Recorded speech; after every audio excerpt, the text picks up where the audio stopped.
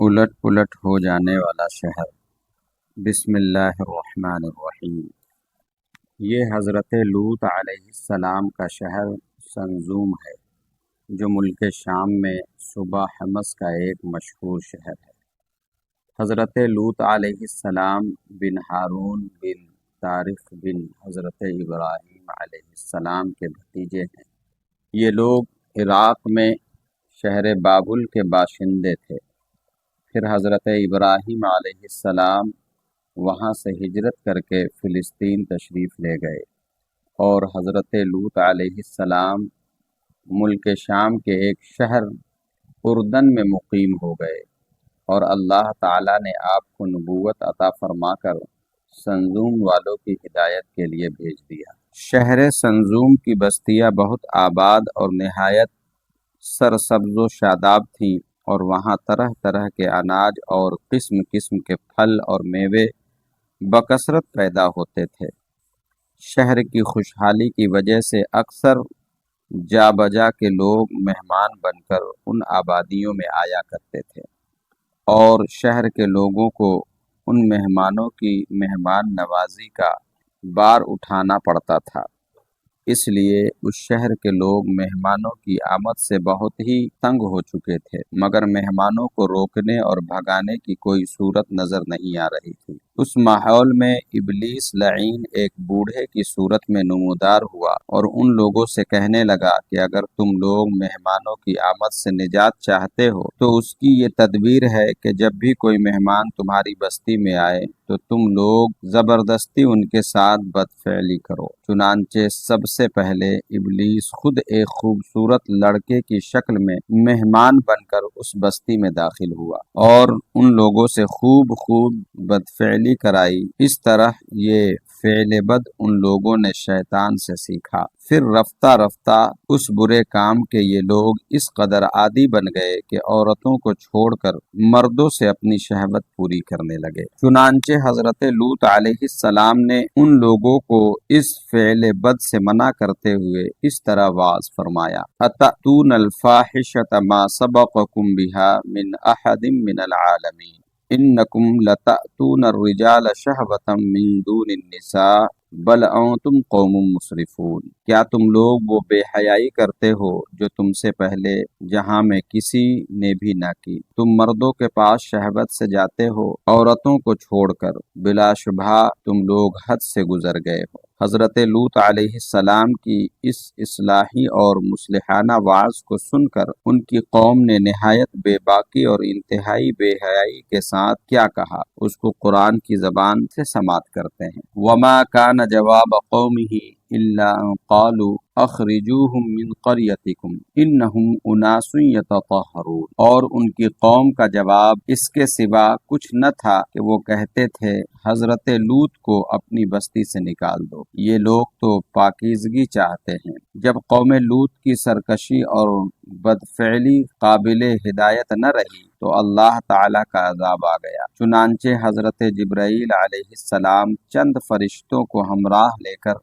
آسمان سے اتر پڑے۔ پھر یہ فرشتے مہمان بن کر حضرت لوط علیہ السلام کے پاس پہنچے، اور یہ سب فرشتے بہت ہی حسین اور خوبصورت لڑکوں کی شکل میں تھے۔ ان مہمانوں کے حسن و جمال کو دیکھ کر اور قوم کی بدکاری کا خیال کر کے حضرت لوط علیہ السلام بہت فکر مند ہو گئے۔ تھوڑی دیر میں قوم کے بدفعلوں نے حضرت لوط علیہ السلام کے گھر کا محاصرہ کر لیا، اور مہمانوں کے ساتھ بدفعلی کے ارادے سے دیوار پر چڑھنے لگے۔ حضرت لوط علیہ السلام نے نہایت دل سوزی کے ساتھ ان لوگوں کو سمجھانا اور اس برے کام سے منع کرنا شروع کر دیا، مگر یہ بدفعل اور سرکش قوم اپنے بیہودہ جواب اور برے اقدام سے باز نہ آئی، تو آپ اپنی تنہائی اور مہمانوں کے سامنے رسوائی سے تنگ دل ہو کر غمگین و رنجیدہ ہو گئے۔ یہ منظر دیکھ کر حضرت جبرائیل علیہ السلام نے فرمایا کہ اے اللہ کے نبی،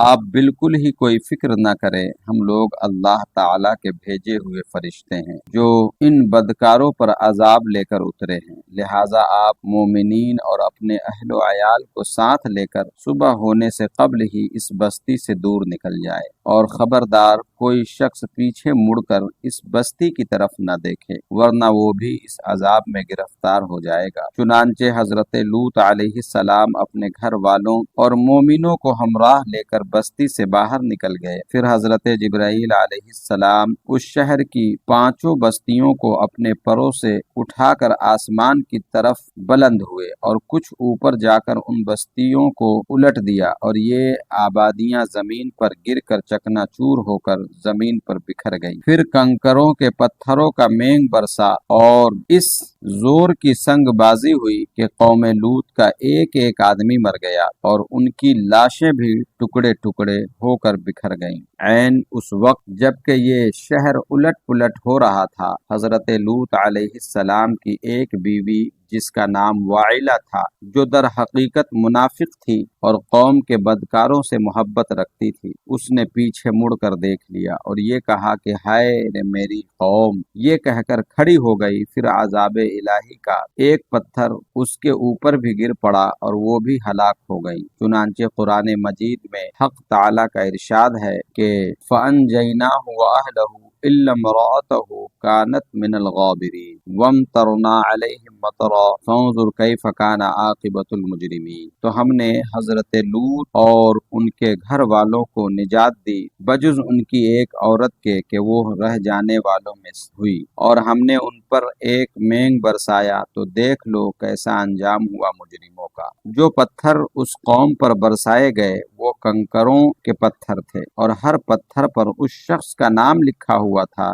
جو اس پتھر سے ہلاک ہوا۔ اس واقعے سے معلوم ہوا کہ یہ گناہ کس قدر شدید اور ہولناک گناہ کبیرہ ہے کہ اس جرم میں قوم لوط کی بستیاں الٹ پلٹ کر دی گئی اور مجرمین پتھراؤں کے عذاب سے مر کر دنیا سے نیست و نابود ہو گئے۔ منقول ہے کہ حضرت سلیمان علیہ السلام نے ایک مرتبہ ابلیس لعین سے پوچھا کہ اللہ تعالیٰ کو سب سے بڑھ کر کون سا گناہ ناپسند ہے؟ تو ابلیس نے کہا کہ سب سے زیادہ اللہ تعالیٰ کو یہ گناہ ناپسند ہے کہ مرد سے بدفعلی کرے اور عورت سے اپنی خواہش پوری کرے۔